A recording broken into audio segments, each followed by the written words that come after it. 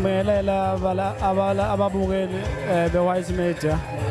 Lo phambi kwe njengamanje uSicebo Mfana Dlamini emsenge emachuneni kosamagcokama. Okokuqala namhlanje ngilapha omcimbini omkhulu kakhulu impucuzeko Maskandi Festival. Ngijabulela kakhulu nengendlela abantu abangamukele ngayo izeke noma ke ngithola isikhathi esincane kakhulu sokuba nabantu njengalokho phela sokona isikhathi eside bengilindile fisa ungibona kodwa isithemba ukuthi ngokuzayo ngiyokwazi ukuthi ngibe nesikhathi esanele nabo abantu ngibajabulise ngendlela efanele. Ngibonga nje kodwa ithuba engitholile njengalokho abantu bazi ukuthi ngise-albumini yami yesibili njengamanje inkosi yamagcokama esihloko sithi Never Say Never. Sisuka kuka-2016 esihloko sithi uJohnny Walker iyona inkosi yamagcokama iyatholakala-ke ey'tolo zomculo.